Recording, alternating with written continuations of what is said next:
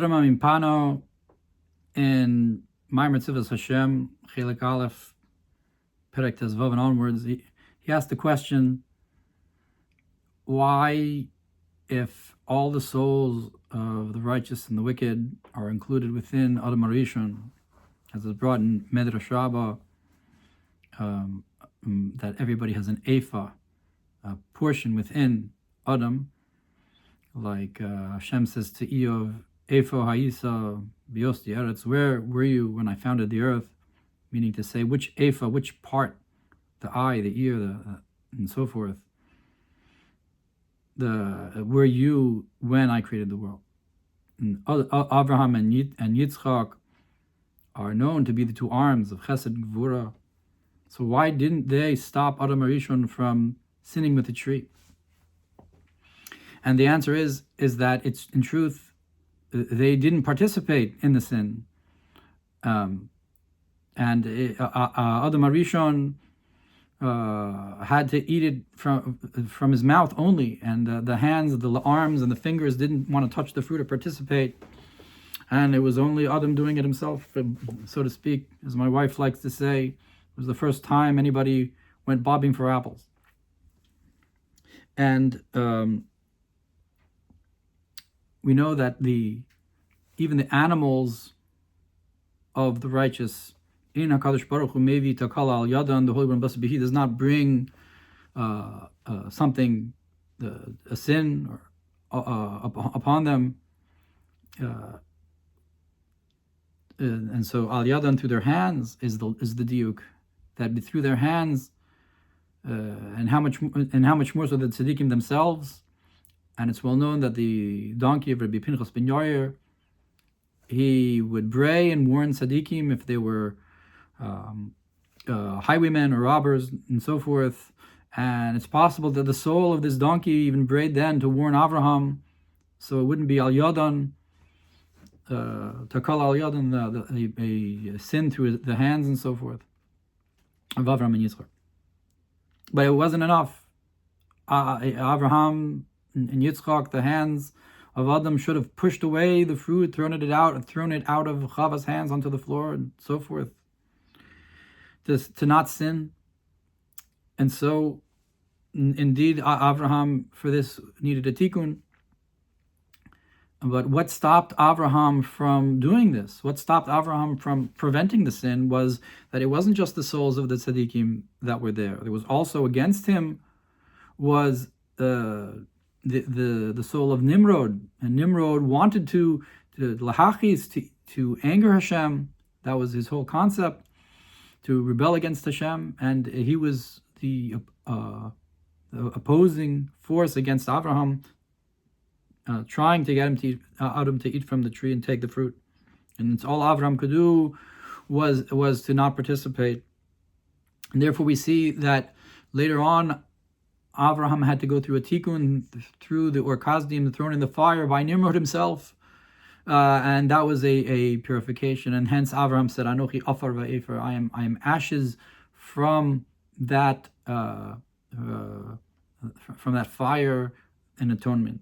And he was also afar because of the earth that Adam Harishon was created from, and the sun was taken out of the earth, and the gemstone on Avraham, according to Medrash and so forth. But all of that is hinting to this idea.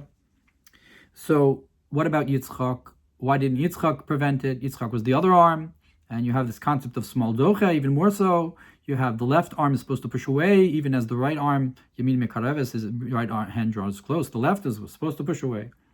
Why didn't Yitzchak do it? And against Yitzchak, you had Esav. That's the problem. Esav was the one who wanted to eat, but he wasn't like Nimrod. In fact, he went and killed Nimrod on the very day that Avraham, his nemesis, passed away.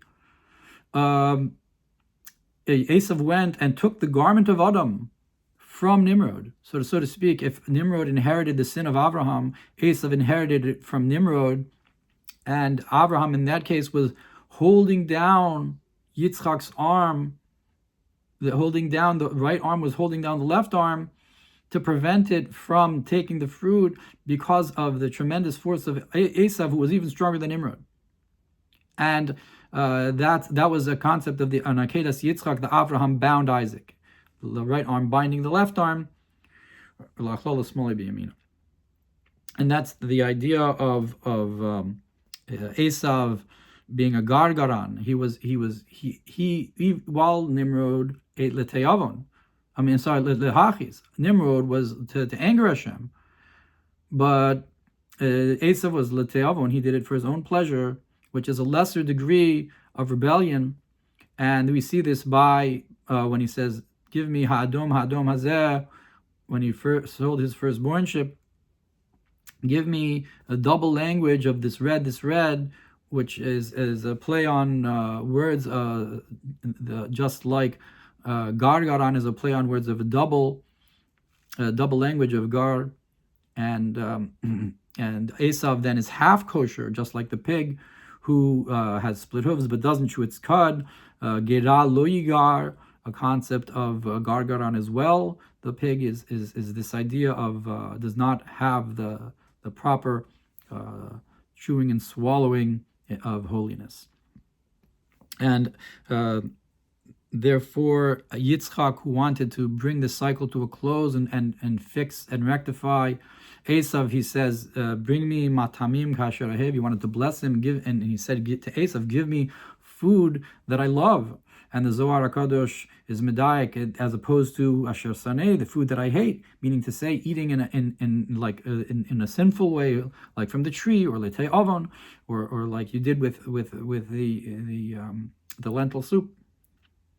And therefore, when Chushim ben Edan killed Esav and cut off his head, and Esav's head went and rolled into Yaakov's burial shroud, and he was buried in Maras Machpelah, he was excluded the Beis Habliya of the Vesh. It excluded the place where the food gets swallowed by the esophagus, because that was where Esav sinned, and therefore it cut off the head, in where he was righteous.